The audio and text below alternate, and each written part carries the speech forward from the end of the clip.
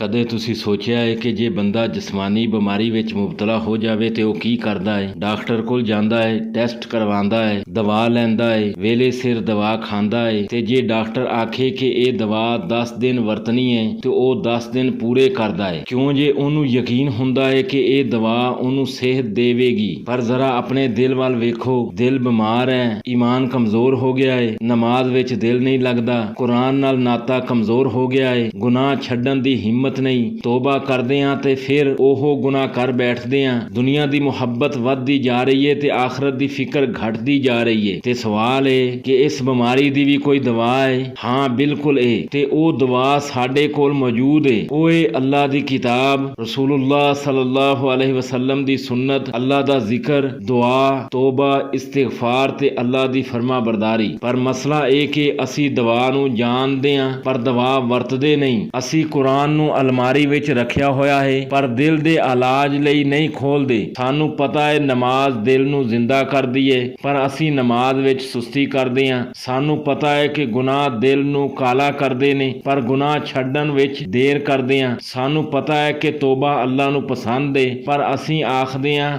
ਹੁਣ ਤੇ ਉਮਰ ਪਈ ਹੈ, ਬਾਅਦ ਵਿੱਚ ਤੋਬਾ ਕਰ ਲਾਂਗੇ। ਤੇ ਇਹੋ ਬਿਮਾਰੀ ਹੈ ਜਿੰਦੇ ਤੋਂ ਇਮਾਮ ਇਬਨੁਲ ਕਯਿਮ ਰਾਹਿਮਹੁੱਲਾ ਨੇ ਖਬਰਦਾਰ ਕੀਤਾ ਹੈ। ਉਹ ਫਰਮਾਉਂਦੇ ਨੇ, ਦੋ ਗੱਲਾਂ ਤੋਂ ਬਹੁਤ ਬਚੋ ਕਿਉਂ ਜੇ ਉਹਨਾਂ ਦਾ ਅੰਜਾਮ ਬੜਾ ਖਤਰਨਾਕ ਹੈ। ਪਹਿਲੀ ਗੱਲ, ਹੱਕ ਨੂੰ ਸਿਰਫ ਇਸ ਲਈ ਰੱਦ ਨਾ ਕਰੋ ਕਿ ਉਹ ਤੁਹਾਡੀ ਖੁਆਇਸ਼ ਦੇ ਖਿਲਾਫ ਹੈ। ਜ਼ਰਾ ਇਹ ਗੱਲ ਆਪਣੇ ਦਿਲ ਤੇ ਹੱਥ ਰੱਖ ਕੇ ਵੇਖੋ, ਜੇ ਕੁਰਾਨ ਦੀ ਕੋਈ ਗੱਲ ਸਾਡੀ ਮਰਜ਼ੀ ਦੇ ਮੁਤਾਬਕ ਹੋਵੇ ਤੇ ਅਸੀਂ ਝਟ ਕਬੂਲ ਕਰ ਲੈਂਦੇ ਹਾਂ, ਪਰ ਜੇ ਕੁਰਾਨ ਸਾਨੂੰ ਸਾਡੀ ਖੁਆਇਸ਼ ਦੇ ਖਿਲਾਫ ਚੱਲਣ ਦਾ ਹੁਕਮ ਦੇ, ਜੇ ਸਾਨੂੰ ਕੋਈ ਗੁਨਾਹ ਛੱਡਣ ਲਈ ਆਖਿਆ ਜਾਵੇ, ਜੇ ਸਾਨੂੰ ਆਪਣੀ ਆਦਤ ਬਦਲਣ ਲਈ ਆਖਿਆ ਜਾਵੇ, ਜੇ ਸਾਨੂੰ ਦੁਨੀਆ ਦੀ ਮੁਹੱਬਤ ਘੱਟ ਕਰਨ ਲਈ ਆਖਿਆ ਜਾਵੇ ਤੇ ਸਾਡਾ ਦਿਲ ਆਖਦਾ ਹੈ ਇਹ ਤੇ ਬੜਾ ਔਖਾ ਹੈ, ਇੱਥੋਂ ਖਤਰਾ ਸ਼ੁਰੂ ਹੁੰਦਾ ਹੈ। ਕਿਉਂਕਿ ਹੱਕ ਨੂੰ ਮੰਨਣ ਵਾਲਾ ਉਹ ਨਹੀਂ ਜਿਹੜਾ ਸਿਰਫ ਆਪਣੀ ਪਸੰਦ ਦੀ ਗੱਲ ਮੰਨੇ। ਹੱਕ ਨੂੰ ਮੰਨਣ ਵਾਲਾ ਉਹ ਹੈ ਜਿਹੜਾ ਅੱਲਾਹ ਦੀ ਗੱਲ ਨੂੰ ਆਪਣੀ ਖੁਆਇਸ਼ ਤੋਂ ਅੱਗੇ ਰੱਖੇ। ਅੱਲਾਹ ਤਾਲਾ ਫਰਮਾਂਦਾ ਹੈ, ਵਨੁਕੱਲਿਬੁ ਅਫਇਦਤਹੁਮ व ਅਬਸਾਰਹੁਮ ਕਮਾ ਲਮ ਯੁਮਿਨੂ ਬਿਹੀ ਅਵਲ ਮਰਰਾ, ਤੇ ਅਸੀਂ ਉਹਨਾਂ ਦੇ ਦਿਲ ਤੇ ਅੱਖਾਂ ਨੂੰ ਫੇਰ ਦੇਵਾਂਗੇ ਜਿਵੇਂ ਉਹ ਪਹਿਲੀ ਵਾਰੀ ਈਮਾਨ ਨਹੀਂ ਲਿਆਏ ਸਨ। ਯਾਨੀ ਹੱਕ ਨੂੰ ਪਹਿਲੀ ਵਾਰੀ ਰੱਦ ਕਰਨਾ ਕੋਈ ਮਾਮੂਲੀ ਗੱਲ ਨਹੀਂ। ਦਿਲ ਦੇ ਸਾਹਮਣੇ ਵਾਰ-ਵਾਰ ਹੱਕ ਪੇਸ਼ ਕੀਤਾ ਜਾਵੇ ਤੇ ਬੰਦਾ ਹਰ ਵਾਰੀ ਉਹਨੂੰ ਟਾਲ ਦੇਵੇ ਤੇ ਇੱਕ ਵੇਲਾ ਇਹ ਵੀ ਆ ਸਕਦਾ ਹੈ ਕਿ ਦਿਲ ਹੀ ਹੱਕ ਨੂੰ ਕਬੂਲ ਕਰਨ ਤੋਂ ਮਹਰੂਮ ਹੋ ਜਾਵੇ। ਤੇ ਦੂਜੀ ਖਤਰਨਾਕ ਗੱਲ ਕੀ ਹੈ? ਨੇਕੀ ਦਾ ਵੇਲਾ ਆ ਜਾਏ ਤੇ ਉਹਦੇ ਵਿੱਚ ਸੁਸਤੀ ਕਰਨਾ। ਕਿੰਨੀ ਅਜੀਬ ਗੱਲ ਹੈ ਕਿ ਗੁਨਾਹ ਲਈ ਸਾਡੇ ਕੋਲ ਵਕਤ ਹੈ, ਮੋਬਾਈਲ ਲਈ ਵੇਲਾ ਹੈ, ਸੋਸ਼ਲ ਮੀਡੀਆ ਲਈ ਵੇਲਾ ਹੈ, ਦੁਨੀਆ ਕਮਾਉਣ ਲਈ ਵੇਲਾ ਹੈ, ਪਰ ਕੁਰਾਨ ਲਈ ਵਕਤ ਨਹੀਂ, ਜ਼ਿਕਰ ਲਈ ਵੇਲਾ ਨਹੀਂ, ਨਮਾਜ਼ ਵਿੱਚ ਧਿਆਨ ਲਈ ਵੇਲਾ ਨਹੀਂ, ਤੋਬਾ ਲਈ ਵੇਲਾ ਨਹੀਂ। ਅਸੀਂ ਆਖਦੇ ਹਾਂ ਕੱਲ ਤੋਂ ਸ਼ੁਰੂ ਕਰਾਂਗੇ, ਪਰ ਕੀ ਸਾਨੂੰ ਪਤਾ ਹੈ ਕਿ ਸਾਡਾ ਕੱਲ ਆਵੇਗਾ ਵੀ ਜਾਂ ਨਹੀਂ? ਹਜ਼ਰਤ ਅਬੂ ਦਰਦਾ ਰਜ਼ੀ ਅੱਲਾਹੁ ਤਾਲਾ ਅਨਹੂ ਦੀ ਵਫਾਤ ਦਾ ਵੇਲਾ ਆਇਆ ਤੇ ਉਹ ਫਰਮਾ ਰਹੇ ਸਨ, ਕੌਣ ਮੇਰੇ ਵਰਗੇ ਦਿਨ ਲਈ ਅਮਲ ਕਰਦਾ ਹੈ, ਕੌਣ ਮੇਰੀ ਵਰਗੀ ਘੜੀ ਲਈ ਅਮਲ ਕਰਦਾ ਹੈ, ਕੌਣ ਮੇਰੀ ਵਰਗੀ ਕਬਰ ਲਈ ਅਮਲ ਕਰਦਾ ਹੈ। ਤੇ ਫਿਰ ਉਹ ਇਹ ਐਤ ਪੜ੍ਹਦੇ, ਵਨੁਕੱਲਿਬੁ ਅਫਇਦਤਹੁਮ व ਅਬਸਾਰਹੁਮ ਕਮਾ ਲਮ ਯੁਮਿਨੂ ਬਿਹੀ ਅਵਲ ਮਰਰਾ, ਤੇ ਅਸੀਂ ਉਹਨਾਂ ਦੇ ਦਿਲ ਤੇ ਅੱਖਾਂ ਨੂੰ ਫੇਰ ਦੇਵਾਂਗੇ ਜਿਵੇਂ ਉਹ ਪਹਿਲੀ ਵਾਰੀ ਈਮਾਨ ਨਹੀਂ ਲਿਆਏ ਸਨ। ਸੋਚੋ, ਜਿਸ ਬੰਦੇ ਦੀਆਂ ਅੱਖਾਂ ਦੇ ਸਾਹਮਣੇ ਮੌਤ ਖੜੀ ਹੋਵੇ, ਉਹਨੂੰ ਦੁਨੀਆ ਦੀ ਦੌਲਤ ਯਾਦ ਨਹੀਂ ਆਈ, ਉਹਨੂੰ ਕਾਰੋਬਾਰ ਯਾਦ ਨਹੀਂ ਆਇਆ, ਉਹਨੂੰ ਘਰ ਯਾਦ ਨਹੀਂ ਆਇਆ, ਉਹਨੂੰ ਆਪਣੀ ਸ਼ੋਹਰਤ ਯਾਦ ਨਹੀਂ ਆਈ, ਬਲਕਿ ਉਹਨੂੰ ਆਪਣੇ ਦਿਲ ਦੇ ਅੰਜਾਮ ਦੀ ਫਿਕਰ ਸੀ।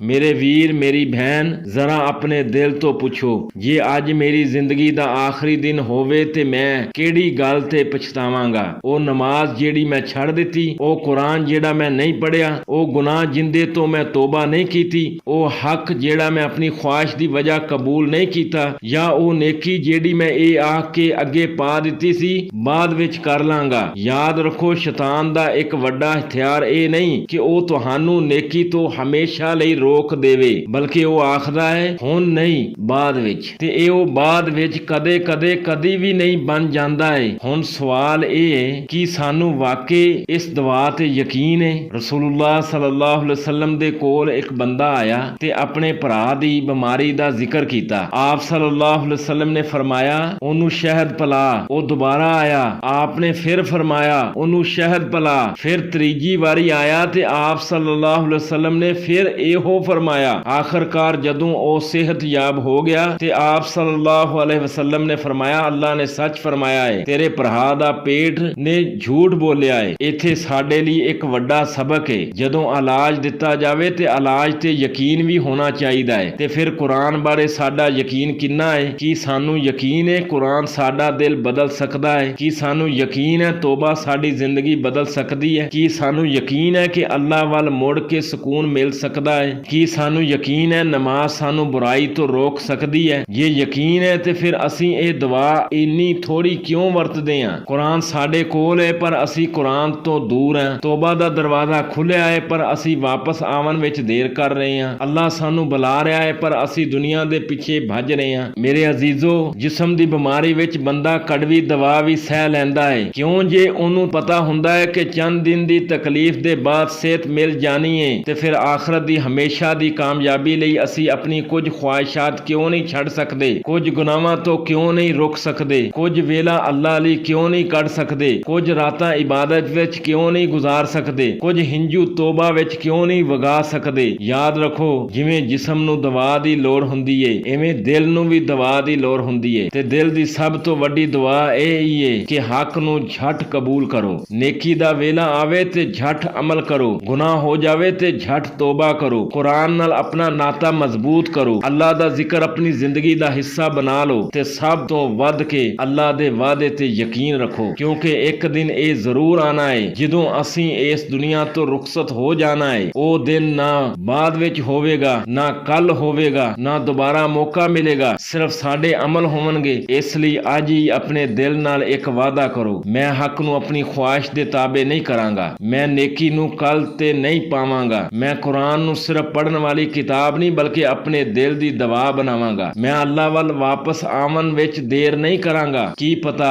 ਅੱਜ ਦਾ ਇਹ ਲਮਹਾ ਸਾਡੀ ਜ਼ਿੰਦਗੀ ਦਾ ਉਹ ਆਖਰੀ ਮੌਕਾ ਹੋਵੇ ਜਿੰਦਾ ਕੱਲ ਸਾਨੂੰ ਪਛਤਾਵਾ ਨਾ ਹੋਵੇ। ਅੱਲਾਹ ਤਾਲਾ ਸਾਡੇ ਦਿਲਾਂ ਨੂੰ ਜ਼ਿੰਦਾ ਕਰੇ, ਸਾਨੂੰ ਹੱਕ ਕਬੂਲ ਕਰਨ ਵਾਲਾ ਬਣਾਵੇ, ਨੇਕੀ ਵਿੱਚ ਅੱਗੇ ਵਧਣ ਵਾਲਾ ਬਣਾਵੇ ਤੇ ਕੁਰਾਨ ਤੇ ਸੁਨਨਤ ਨੂੰ ਸਾਡੇ ਦਿਲਾਂ ਦੀ ਸ਼ਫਾ ਤੇ ਸਾਡੀ ਜ਼ਿੰਦਗੀ ਦੀ ਰਹਿਨੁਮਾਈ ਦਾ ਜ਼ਰੀਆ ਬਣਾ ਦੇ। ਆਮੀਨ ਯਾ ਰੱਬਲ ਆਲਮੀਨ।